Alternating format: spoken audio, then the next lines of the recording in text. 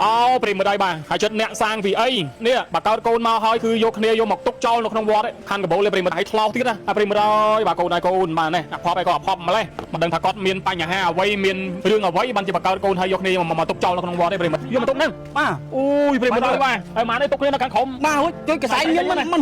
ំមិនរុំគ្នាអត់រុំគ្នាលេងដើរគ្នាលេងអាអនុគោបងមិនដល់ឃើញនៅហ្នឹងហ្មងបាទបងខ្ញុំវាឃើញមុនហើយបានវាទេហើយខ្ញុំវាថាបងអើយខ្ញុំឃើញក្មេងគេយកបោះចោលវាហ៊ានថាវាហ៊ានប្រាប់គេអញ្ចឹងណាវាថាបងឯងមកបាន2នាក់ដើម្បីទេហើយប្រាប់គេទៅកុំឲ្យគេសង្ស័យលឺយើង2នាក់អញ្ចឹងណាដល់ពេលអញ្ចឹងទៅវាទេហើយខ្ញុំមកដល់ពេលខ្ញុំមកវាថាខ្មោចលោបងមិនហ៊ានតែគាត់លឺក្មេងយំបាយដើរមើលខ្ញុំក៏ចាំពេលដើរមើលលេងគ្នាលេងតែធាក់ដៃធាក់ជើងអាណូលគោកអូយកសែងចេញពីខ្លួនអស់លេងរួចអាដប់ដោះគូនទៅមកចំហៀងទៅវាយមើលបងឯងមានអីបណ្ដាំផ្ញើទៅដល់ម្ដាយហ្នឹងឯ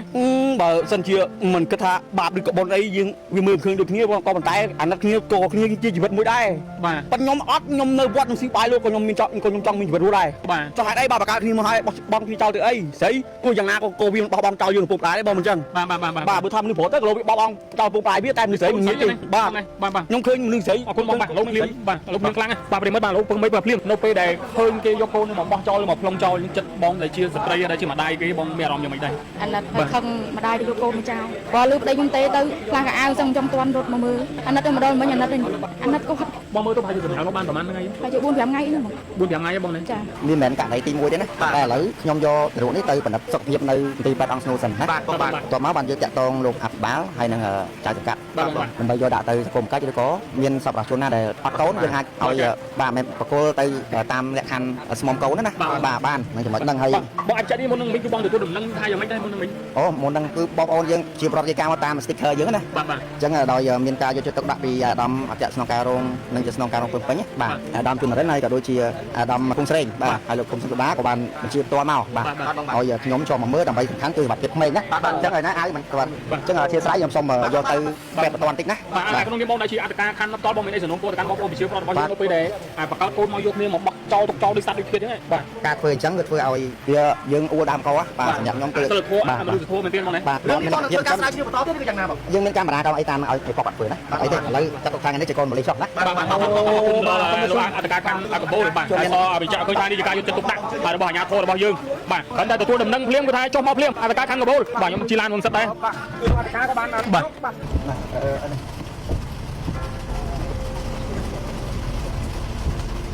នៅពេលបងប្រទះឃើញនៅម្ដុំណាដែរម្ដុំកន្លែងកែងតែដីខាងមុខនេះបងនៅពេលបងមិនដឹងធ្វើគេដែរខ្ញុំមកដួសចំណៃទៅក្រំអញ្ចឹងនៅពេលគឺយកទុកមកក្រោយនឹងអញ្ចឹងបាទដល់ពេលខ្ញុំមកពិចាក់ចំណៃត្រីវិញខ្ញុំក៏លឺសម្លេងយំបាទហើយខ្ញុំក៏គិតថាខ្មោចលងខ្មោចលងណាម៉ោង7 8ហ្នឹងដល់ពេលខ្ញុំមកអើតមើលហើយក៏ឃើញក្មេងហ្នឹងទៅអូពងយំមកនេះបាទពងយំទៅធាក់កសែងអស់ហើយសល់ខ្លួនទៅទេហ្នឹងអញ្ចឹងកសែងហ្នឹងមកនេះបាទបងបាទដាក់នៅម្ដុំណាវិញមកនៅម្ដុំកន្លែងកែងទៅនោះបងបាទនៅក្នុងចាក់ដីហ្នឹងមកនៅក្នុងស្មៅអត់តែដីនៅក្នុងស្មៅសួនកាមកនេះបាទដល់ពេលខ្ញុំនឹកឃើញទៅក៏មើលមកដូចអត់កើតមេរោគភ្លៀងហ្នឹងក៏រុំកសែងហ្នឹងលើកយកមកដាក់ហ្នឹងទៅបាទនៅពេលគឺបងនៅពេលដែលបងឃើញហ្នឹងបងមានអារម្មណ៍យ៉ាងម៉េចដែរនៅហ្នឹងខ្ញុំគិតថាជីវិតមួយដូចគ្នាហើយជីវិតខ្ញុំជីវិតគេយកកូនបោះបង់ចោលហ្នឹងបានអីយកគ្នាទៅដាក់នៅបាទបងជួយមកកំព្រាទៅបាទហើយបងជួយ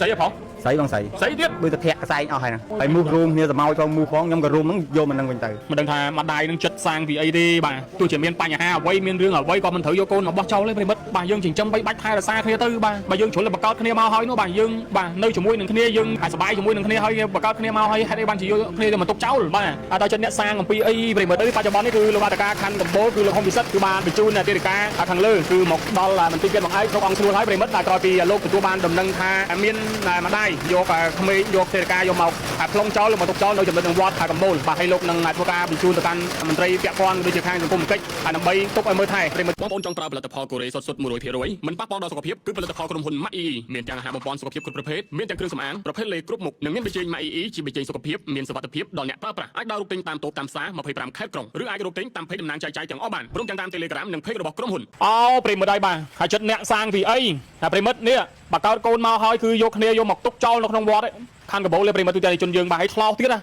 ាប្រិមិត្តហើយបាទកូនហើយកូនបាទនេះអភ័ព្វអីក៏អភ័ព្វម្លេះមិនដឹងថាគាត់មានបញ្ហាអ្វីមានរឿងអ្វីបានជាបើកោតកូនហើយយកគ្នាមកទុកចោលនៅក្នុងវត្តទេប្រិមិត្តទេបាទនេះអើយក្មួយហើយក្មួយបាទឥឡូវគឺទើបកើតឲ្យថ្មីបាទមកបងស្រីមើលសុំអង្គុយនេះមើលបងសុំសួរទីមើលបាទមើលទៅកើតបានហើយជាប្រហែលថ្ងៃមកបង4-5ថ្ងៃបងនេះបាទមើលបងណាអ្នកប្រទះឃើញសុំសួរទីមើលបងបងមើលសុំសាកសួរបងទីមើលបាទនៅពេលហ្នឹងបងប្រទះឃើញនៅម្ដុំណាដែរម្ដុំកន្លែងកែងតែដីខាងមុខនេះបងបាទនៅពេលហ្នឹងណែបងមិននឹងធ្វើគេដែរខ្ញុំមកដួសចំណៃទៅក្រំហ្មង បាទអញ្ចឹងនៅពេលហ្នឹងគឺយកទុកនៅក្រោយហ្នឹងអញ្ចឹង បាទដល់ពេលខ្ញុំមកពីចាក់ចំណៃត្រីវិញខ្ញុំក៏លឺសម្លេងយំ បាទ ហើយខ្ញុំក៏គិតថាខ្មោចលងអីខ្មោចលងណាម៉ោង7 3ហ្នឹងដល់ពេលខ្ញុំអើតមើលហើយក៏ឃើញក្មេងហ្នឹងទៅ អូ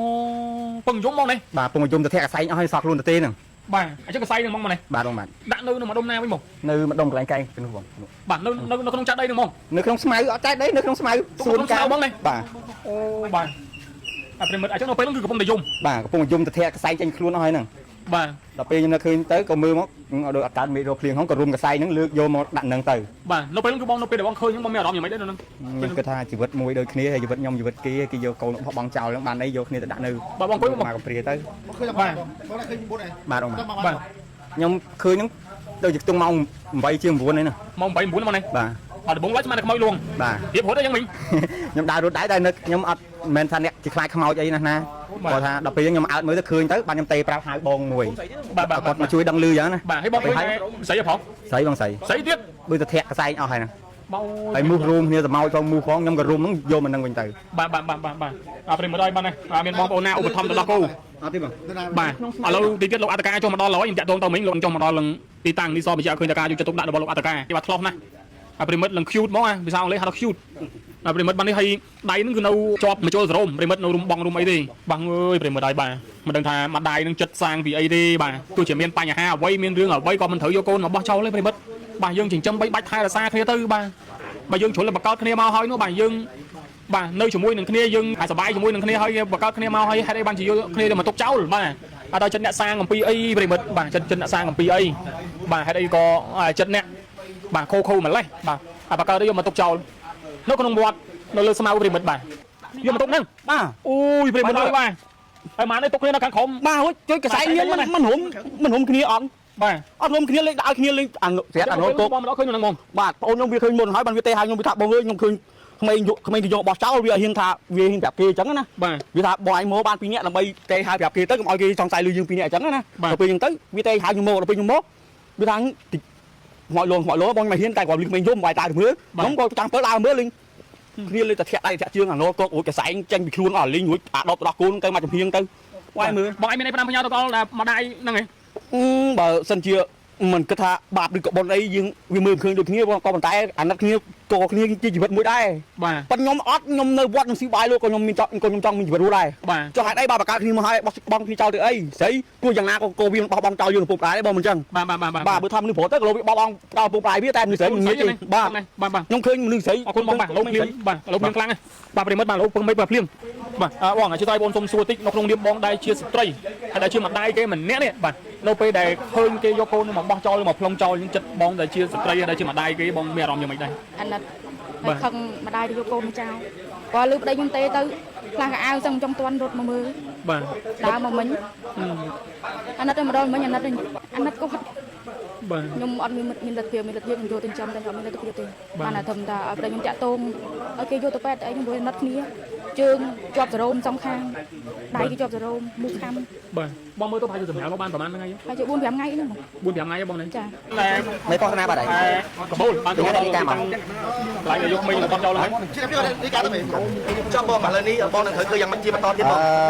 ងបាទមានមិនករណីទី1ទេណាតែឥឡូវខ្ញុំយកទៅរកនេះទៅបណ្ឌិតសុខភាពនៅ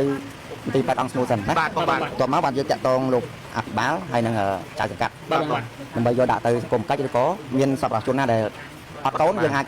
ឲ្យបាទមិនបកគលទៅតាមលក្ខខណ្ឌស្មុំកូនណាបាទបាននឹងចំណុចហ្នឹងហើយ បងអាចចាត់នេះមុននឹងមិញគឺបងទទួលដំណឹងថាយ៉ាងម៉េចដែរមុននឹងមិញ អូមុនហ្នឹងគឺបងប្អូនយើងជាប្រតិកម្មមកតាម sticker យើងណា បាទ អញ្ចឹងដោយមានការយកចិត្តទុកដាក់ពីអាដាមអគ្គស្នងការរងនិងជាស្នងការរងពេញពេញបាទ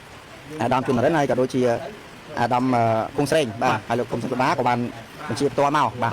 ឲ្យខ្ញុំចុះមកមើលដើម្បីសំខាន់គឺសុខភាពក្មេងណាអញ្ចឹងហើយណាអាវមិនគាត់អញ្ចឹងអធិស្ឋានខ្ញុំសូមយកទៅបែបបន្ទាន់តិចណា បាទក្នុងនាមបងដែលជាអធិការខណ្ឌផ្ទាល់បងមានអីសំណូមពរទៅកាន់បងប្អូនប្រជាប្រដ្ឋរបស់យើងនៅពេលដែលបង្កើតកូនមកយកគ្នាមកបោះចោលទុកចោលដូចសត្វដូចគ្នាហ្នឹងបាទហើយបងមានអីផ្ដាំផ្ញើទៅកាន់បងប្អូនយើងទេបង ថាការធ្វើអញ្ចឹងវាធ្វើឲ្យវាយើងអួរដើមកោបាទសម្រាប់ខ្ញុំគឺ សិលធម៌មនុស្សធម៌មែនទេបងណា បាទមានធ្វើការស្រាវជ្រាវបន្តទៀតគឺយ៉ាងណាបងយើងមានកាមេរ៉ាតាមអីតាមឲ្យគាត់ធ្វើណាបាទអីទេឥឡូវចាត់ទុកថានេះជាកូនម៉ាឡេចុះណា បាទដល់លោកអធិការខណ្ឌកបូលបាទហើយក៏បញ្ជាក់ឃើញថានេះជាការយកចិត្តទុកដាក់របស់អាជ្ញាធររបស់យើងបាទហើយគាត់តែទទួលបាទបងបាទគាត់តែទទួលដំណឹងភ្លាមគាត់ថាចុះមកភ្លាម អរការខាងកបូលបាទអប្រិមិត្ត គាត់កំពុងតែពាក់ហ្នឹងគឺរំបាទ ដើម្បីយកទៅមន្ទីរពេទ្យដើម្បីធ្វើការ ឥឡូវទៅពាក្យបាទខ្ញុំជីឡានមុនសិតដែរ បាទគឺលោកអធិការក៏បានបាទ3ក្មេង បាទ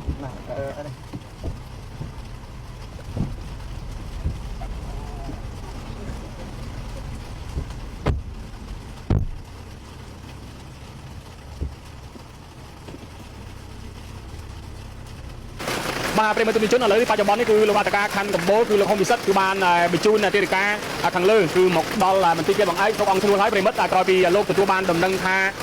មានម្ដាយយកក្មេងយកទេវការយកមកផ្លុងចោលមកទុកចោលនៅចំណុចវត្តកំពូលហើយនៅពេលនេះគឺលោកអធិការខណ្ឌកំពូលក៏បាន